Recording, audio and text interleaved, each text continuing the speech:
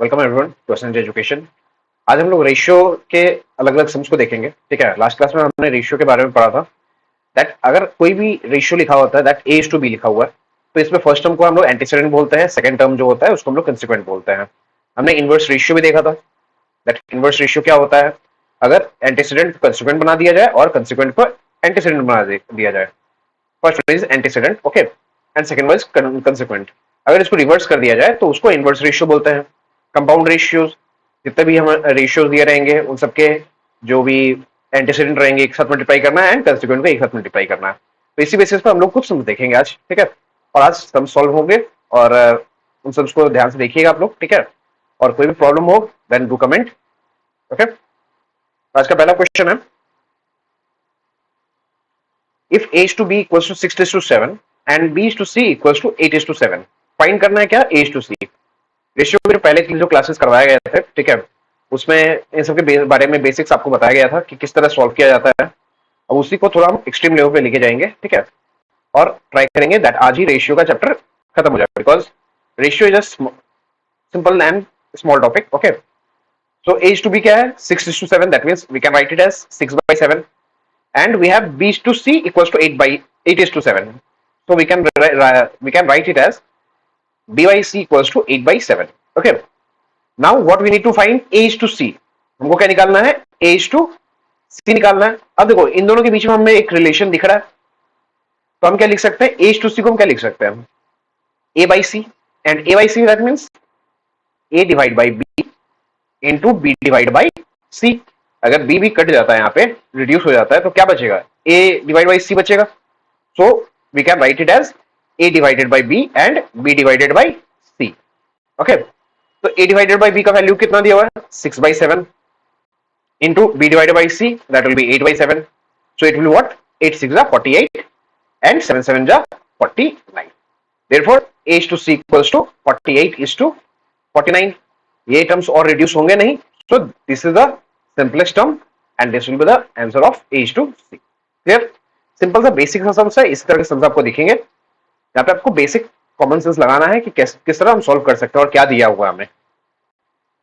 पहला चीज है कि हमें इंफॉर्मेशन क्या क्या दिया हुआ है एंड हमें फाइंड क्या करना है। क्लियर, अब देखिए हमें क्या दिया हुआ है, a by b that is equals to 2/3, सब रेशियो में दिया हुआ है, मैंने इसको फ्रैक्शन में लिखा है। ठीक है,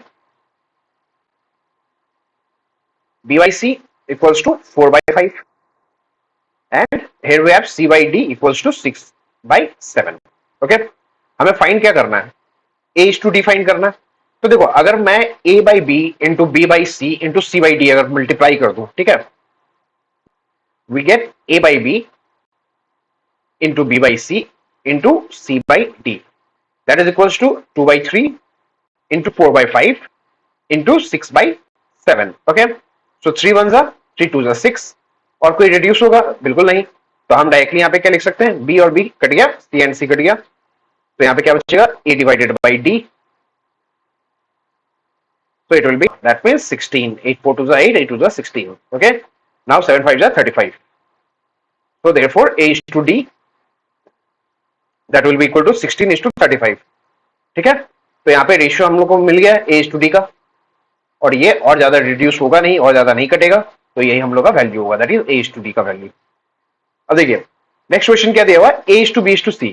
लास्ट क्लास में जब इन हो रहा था तब मैंने बताया था आपको दैट दो टर्म्स आप लोग को हमेशा याद रखने हैं, दैट एचसीएफ एंड एलसीएम। जब भी आप रेशियो करते हो, रेशियो करने टाइम पे अगर मान लो जैसे यहाँ पे लिख दिया गया 30:25, तो दोनों ही नंबर क्या होंगे, 5 से डिविजिबल होंगे। ओके, तो 5 क्या हो जाता है, that is your HCF, that means highest common factor.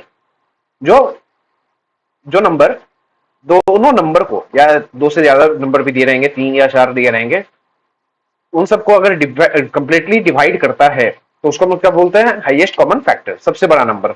मतलब 30 के जो भी फैक्टर्स होंगे और 25 के जो भी फैक्टर्स होंगे उनमें सबसे बड़ा जो होगा वो हमारा एचसीएफ होगा। ठीक है, and LCM is lowest common multiple, जो 30 का भी मल्टीप्लीकेशन में आएगा और 25 के भी टेबल में आएगा। ठीक है, तो वो सबसे छोटा नंबर जो स्टार्टिंग में ही आ जाएगा वो हमें फाइंड करना रहता है, वो होता है एलसीएम। ठीक है, ये मैंने बेसिक्स बता दिया आपको। देखिए इसका एप्लीकेशन सम्स में किस तरह किया जाता है। अगर हमें दिया हुआ है a is to b equals to 3 is to 4. Okay, and यहां पे दिया हुआ है, यहां पे ले लेते हैं b is to c equals to 2 is to 3. और हमें फाइंड क्या करना है, a is to b is to c.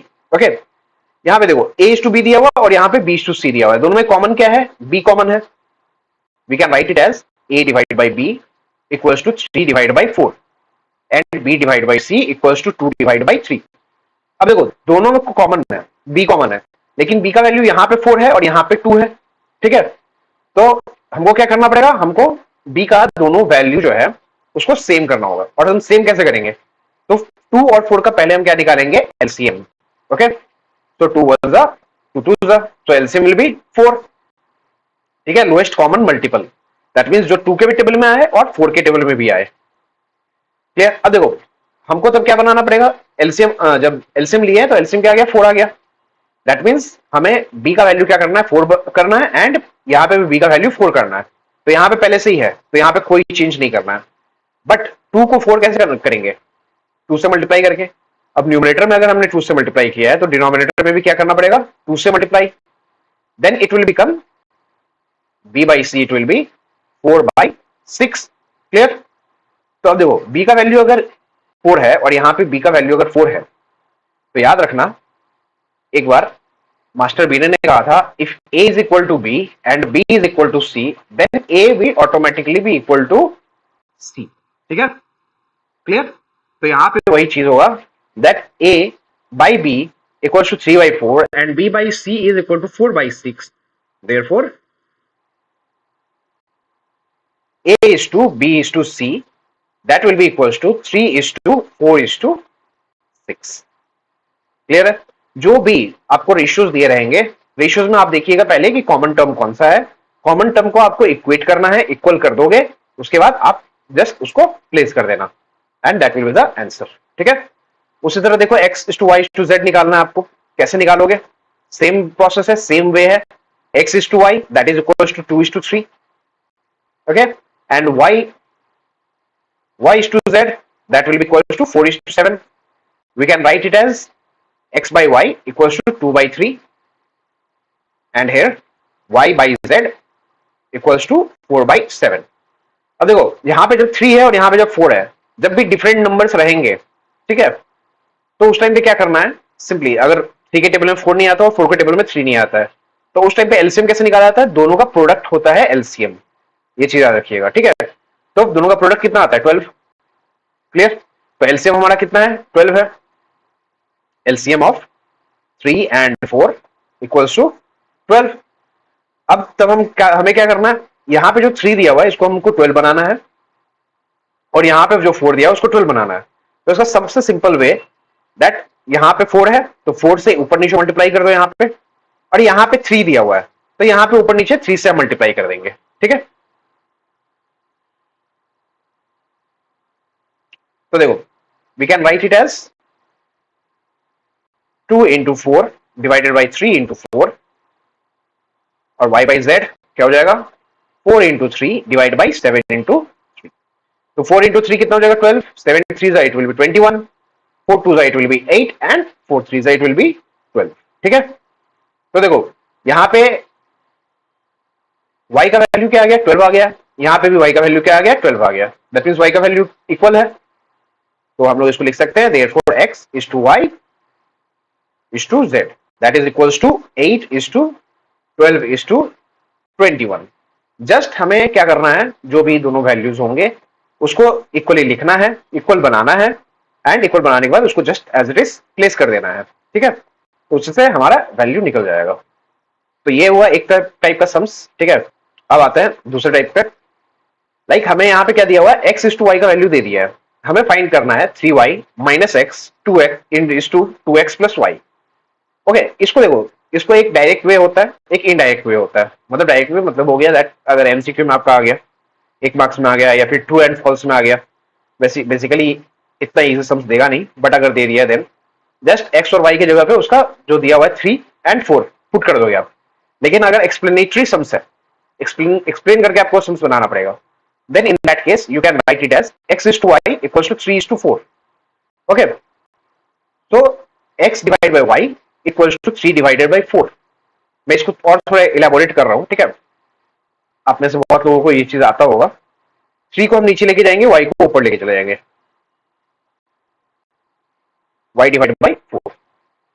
अब जब भी देखिए इस तरह का जब भी सम्स रहेगा, हम लोग यहाँ पे क्या लेट कर लेंगे, एक k, where k is a constant और अ रियल नंबर, ठीक है, नॉन जीरो, और बोल सकते हो positive real number, is a positive real number, ठीक है। और आप लोग डायरेक्टली भी k इज ए कांस्टेंट भी लिख सकते हो, कोई इशू नहीं है, और k का वैल्यू 0 नहीं होगा, ओके। तो x का वैल्यू क्या हो जाएगा, x will be equal to 3k। कैसे हो गया वो चीज समझ लीजिए, इस समझ में समझा दे रहा हूं, आगे फिर मैं डायरेक्टली इसको करूंगा, ठीक है। तो ये बेसिक्स है, ये चीज आप क्लियर रखिएगा। x by 3 equals to k, अभी मैंने बताया था that a is equal to b and b is equal to c, then a will be automatically equal to c. So x by 3 that will be equal to k.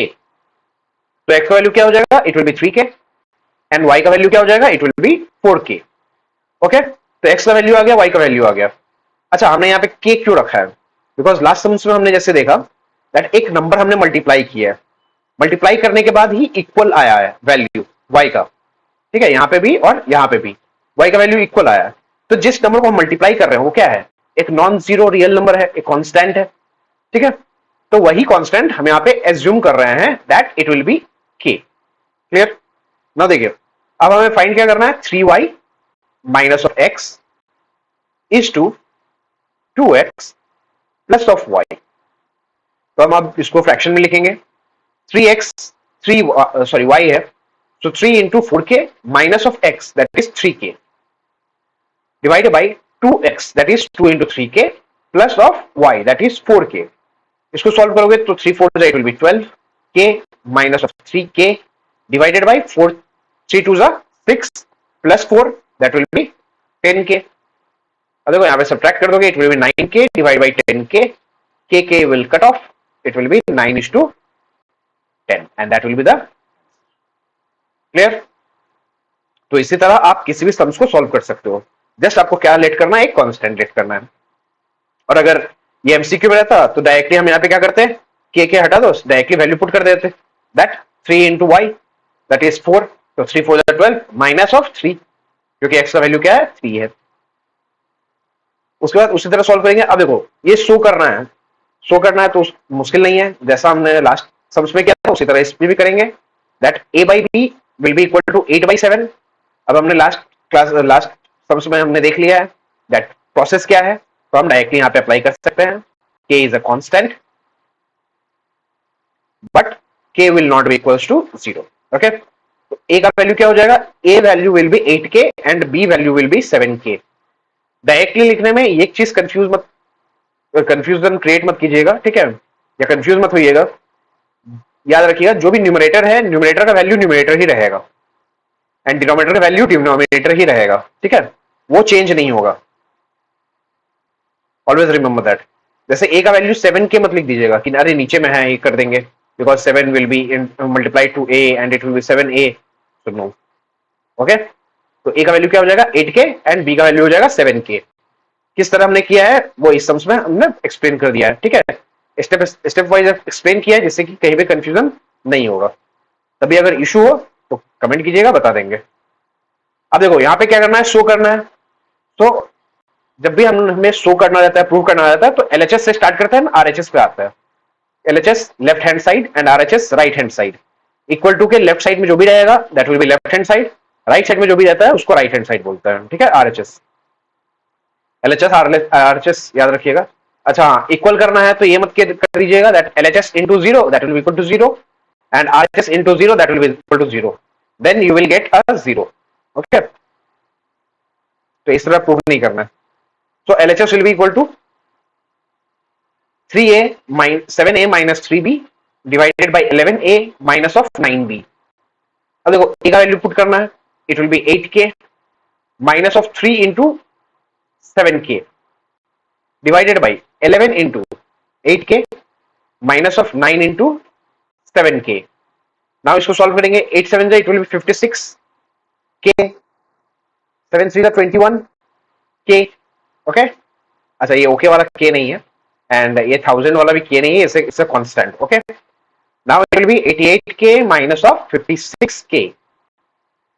Okay, अब देखो आप subtract करेंगे 6 minus 1 that will B 5 and 3 35k and इसको subtract करेंगे तो कितना हो जाएगा 8 minus 6 it will be 2 know somewhere 88 oh sorry 9 7 there 9 7 there it will be 63 not 56 okay I thought it 8 7 there so 8 minus 3 it will be 5 and it will be 2 25 अरे देखो second वाला sums मेरे को पता था 25 होगा बिकॉज यहाँ पे अगर 35 है दैट मीन 7 है 7 5 जा 35 होता है तो 5 5 जा 25 होगा बिकॉज यहाँ पे पहले से 5 दे दिया है ओके 5 5 जा 25 5 7 जा 35 तो इसी तरह अगर कहीं में भी सम्स रॉन्ग होता रहे आप लोग इजिली कर सकते हो RHS and that is clear. चलिए नेक्स्ट सम्स पे आते हैं। ये सम्स भी थोड़ा उसी तरह से है, इसमें भी के लेट करना है। देखिए इसमें भी के लेट करना है that is P by Q equals to 5 by 7 equals to K is the constant and K not equals to 0। अब लोग यहाँ पे ये भी लिख सकते हो, एक वर्ड यूज कर सकते हो लेट करके, ठीक है LET लेट, मतलब मान लिया कि K is a constant, K constant है तो P का वैल्यू क्या हो जाएगा, P का वैल्यू हो जाएगा 5K एंड Q का वैल्यू क्या हो जाएगा 7K। ओके अब देखिए अब हमें दिया क्या हुआ P minus Q equal to -4, P minus Q equal to -4 that implies P का वैल्यू कितना है 5K माइनस Q का वैल्यू कितना है 7K एंड वैल्यू कितना दिया -4। अब देखो देखो यहाँ पे प्लस का साइन है, यहाँ माइनस का साइन है, ऑपोजिट साइन सब्ट्रैक्ट होगा। 7 से 5 सब्ट्रैक्ट करेंगे तो it will be 2, greater number is 7, 7 के साथ माइनस का साइन है, it will be -2K, it will be -4, तो K का वैल्यू क्या हो जाएगा -4 divide by -2, minus minus sign cut जाएगा, 2 1 जा 2 2 जा, तो K का जो हमने K कांस्टेंट लिया था, लेट किया था, उसका वैल्यू कितना है 2 है, तो अब 2 को इसमें पुट करेंगे 5 into 2 and 7 into 2, so 5 2 जा it will be 10 and 7 2 जा it will be 14। अब हमें वैल्यू किसका फाइंड करना है 3P plus 4Q का, so 3P plus 4Q that is equals to 3 into 10 plus 4 into 15 sorry 14, so 10 3 जा it will be 30, 14 4 जा it will be 56, ऐड कर दोगे कितना जाएगा 86। क्लियर। देखो सबसे बहुत सारे सिंपल सम्स हैं, ये सम्स अगर 1-2 मार्क्स में आ भी जाते हैं, छोड़ना नहीं है, गलत नहीं करना है कभी भी, ठीक है। जैसे आप कॉन्सेप्ट को क्लियर रखो दैट के लेट करना है, के कैसे लेट करेंगे, कैसे वैल्यू रखेंगे एंड जो हमें दिया रहेगा उसका यूज करना है, ठीक है। चलिए अब देखो अब इसमें दिया हुआ है, हमें सम्स दिया हुआ है, इक्वेशन दे दिया है एंड हमें वैल्यू फाइंड करना है किस चीज का x is to y, that is 5x minus 3y divided by 2x plus 4y equals to 11 by 12। जितने तरह के नॉर्मली रेशियोज में सम्स होते हैं वो सब यहाँ पे करवा दिए गए हैं, ठीक है, और करवाए जाएंगे, और जो सम्स छूट जाएंगे आप लोग ट्राई कीजिएगा उसको करने के लिए, अगर नहीं होगा डू कमेंट, आपको पता चल जाएगा कि कैसे सॉल्व किया जाता है। अब यहाँ पे क्या किया जाएगा, यहाँ पे क्रॉस मल्टीप्लाई करेंगे 12 से, इस टर्म को हम मल्टीप्लाई करेंगे न्यूमरेटर को, 12 into 5x minus 3y equals to 11 into 2x plus 4y। तो जब मल्टीप्लाई करेंगे 12 5 it will be 60, 12 3 it will be 36, 11 2 it will be 22 and 11 4 it will be 44। अब x को एक जगह लेके आ जाओ और y को दूसरी तरफ लेके चले जाओ, ठीक है। सॉल्व करना है तो सेम वेरिएबल एक जगह रहेगा, तो side change that means sign change, 36y plus 44y add करेंगे अब, तो it will be 40, it will be 38x, that will be equals to it will be 10 and it will be 80y। अब हमें क्या करना है x is to y निकालना है, that means x by y, तो y को देखो नीचे लेके आ गए डिनोमिनेटर में, इसके साथ जो 38 था वो भी कहां चला जाएगा डिनोमिनेटर में जाएगा, ठीक है, बिकॉज मल्टीप्लिकेशन में है, एंड मल्टीप्लिकेशन में अगर अटैच रहेगा कोई भी नंबर या वेरिएबल और अगर वो इक्वल टू के दूसरे साइड रिलोकेट कर रहे हैं तो रीलोकेशन वो कहाँ जाता है, डिवीजन में। तो ये चीज याद रखिएगा। It will B 38। अब इसको सॉल्व करना है तो 2 से कर देता है, it will be 40 and it will B 19। So it is 40 is to 19 and 19 is a prime number, तो और ये reduce होगा नहीं, and that will be the value of what, of x is to y. Clear? चलिए अब देखिए, अब इसमें क्या है, 7x minus 5y is to 3x plus 4y equals to 7 is to 11, और हमें शो कर रहा है दैट इसका वैल्यू कितना हो जाएगा, 137 is to 143।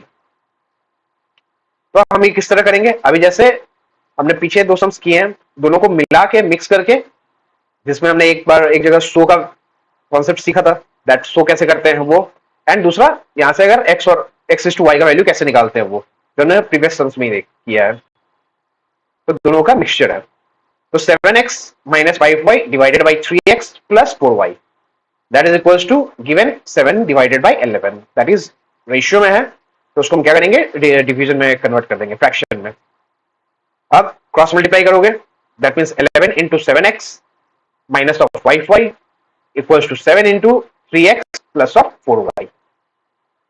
That implies 11 7 it will be 77x minus 11 5 it will be 55y, 7 3 it will be 21x plus 7 4 it will be 28y. Clear? अब देखिए इसको सॉल्व करेंगे, it will be 22x, sorry different variables है तो इसको solve नहीं करेंगे, पहले वेरिएबल को एक जगह लेके आएंगे। माइनस 21x, 55 दूसरी तरफ जाएगा, so it will be positive 55y plus 28y that equals, अब इसको माइनस करेंगे, सब्ट्रैक्ट करेंगे, it will be 56x। Clear? Okay, 56x equals to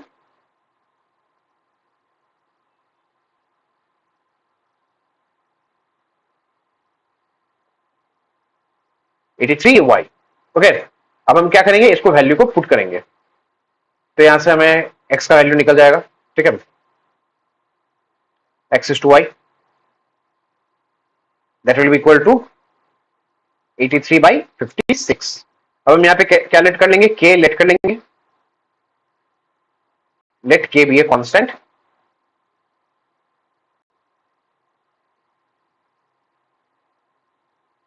अच्छा यहाँ पे इट विल बी 473। ओके, 43 आ गया, 1 यहाँ पे आ जाएगा, 473 होगा। क्वेश्चन करेक्ट कर लीजिएगा। Let k be a constant where k will not be equals to 0। ठीक है, अब हमें क्या करना है, पुट करना है that 3x minus of 2y divided by 3x plus of 4y. So 3 into it will be 83k minus 2 into 56k divided by 3 into 83k plus 4 into 56k। अब देखो 83 into 3 करेंगे, so it will be 249 minus 112k, 56 2 जा,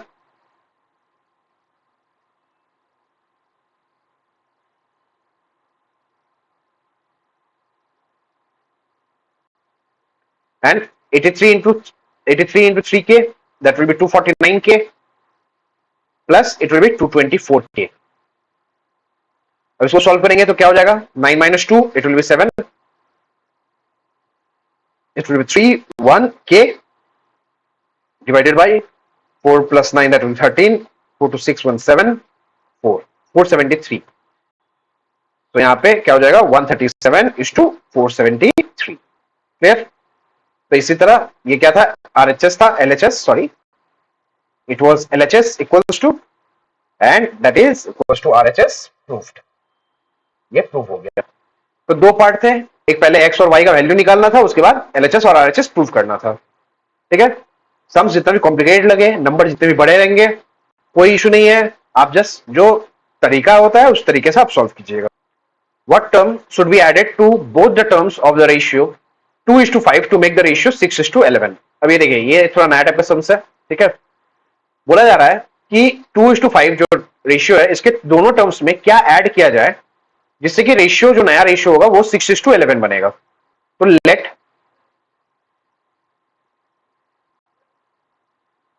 let the term to be added be x, x select कर ले रहे हैं, तो 2 में x को ऐड करेंगे और 5 में x को ऐड करेंगे, ठीक है। दोनों एंटीसीडेंट कंसिक्वेंट, दोनों में x को ऐड करेंगे, जिससे कि नया रेशियो क्या बनेगा 6:11। नाउ क्या करना है, क्रॉस मल्टीप्लाई कर दोगे, 11 into 2 plus x equals to 6 into 5 plus x, multiply करो, it will be 22 plus 11x, that will be equal to 30 plus 6x। अब दोनों x वेरिएबल जो हैं उन दोनों को एक जगह रखेंगे, and 30 minus of 22, so it will be 4x and it will be 8. So x का वैल्यू क्या हो जाएगा, 8 divided by 4, 4 1 जा 4 2 जा, so therefore what term to be added, that is 2. Clear, जैसा क्वेश्चन में बोला रहेगा उसी तरह हम सॉल्व करेंगे, सॉल्व करके हम क्वेश्चन का आंसर निकाल सकते हैं। चलिए अब नेक्स्ट जो क्वेश्चन है, इसमें कोई वेरिएबल नहीं दिया हुआ है, सॉरी कोई कांस्टेंट नहीं दिया हुआ है, इसमें सिर्फ वेरिएबल्स हैं। What term should be subtracted? Last वाले में एडेड था, इसमें सब्ट्रैक्टेड है। From each term of the ratio a:b, जिससे कि रेशियो जो बन जाए वो m:n बन जाए, ठीक है। मैं इसमें क्या सब्ट्रैक्ट करूंगा जिससे कि नया रेशियो m:n बनेगा, ठीक है। बोला जाता ना, मैं तुम्हें क्या दूंगा जिससे तुम खुश हो जाओ, तो स्टूडेंट बोलता मार्क्स, पेपर दे दो। Let the term to be subtracted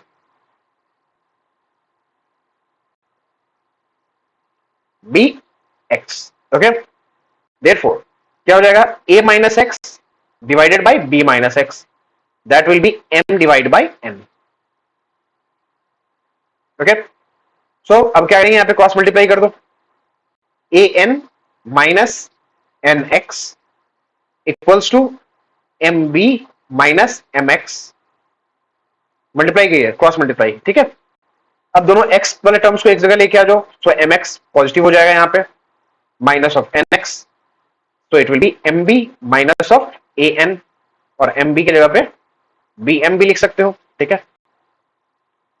तो दोनों में से x को कॉमन ले लो, so it will be m minus n, that is equals to b m minus of a n, so x will be equals to b m minus of a n divided by m minus n। तो ये क्या आ गया है, ये आ गया x का value, जिससे कि जिसको अगर हम a से सब्ट्रैक्ट करें और b से सब्ट्रैक्ट करें तो नया रेशियो क्या आ जाएगा, m डिवाइड बाई n आ जाएगा, दैट इज m:n आ जाएगा। क्लियर, अब आते हैं लास्ट सम्स पे। लास्ट सम्स देखो क्या मजेदार है, क्यों मजेदार है, बिकॉज पहला चीज है what term to be added to antecedent and subtracted from consequent. पहला चीज एंटीसीडेंट एंड कंसिक्वेंट, हम लोग पता है एंटीसीडेंट पहले वाले टर्म को बोलते हैं और कंसिक्वेंट सेकेंड टर्म को बोलते हैं, और इसमें बोला गया है दैट एंटीसीडेंट में ऐड किया जाएगा एंड कंसिक्वेंट से सब्ट्रैक्ट किया जाएगा। दोनों में ऐड नहीं या दोनों में सब्ट्रैक्ट नहीं, पहले में ऐड करेंगे और दूसरे में सब्ट्रैक्ट करेंगे, लेकिन जो टर्म ऐड या सब्ट्रैक्ट, ऐड और सब्ट्रैक्ट होगा वो एक ही टर्म होगा, अलग अलग टर्म्स नहीं होंगे, ठीक है। ऑफ द रेशियो मतलब 4:7 में क्या ऐड किया जाएगा और कंसिक्वेंट से क्या सब्ट्रैक्ट किया जाएगा, जिससे कि कंपाउंड रेशियो बने, किसका, 2:3 एंड 5:4 का। तो हमेशा क्वेश्चन पीछे से स्टार्ट करेंगे, ठीक है। अब वो देखना पड़ेगा आपको, ठीक है, कि आप पीछे से स्टार्ट करोगे क्वेश्चन या सामने से, ठीक है। तो compound ratio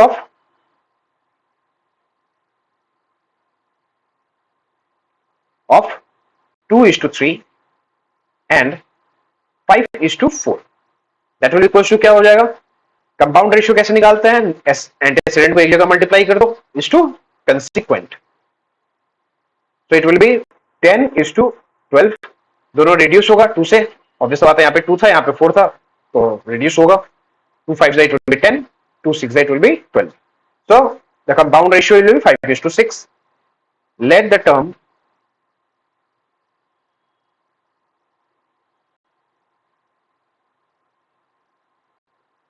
be added and subtracted from antecedent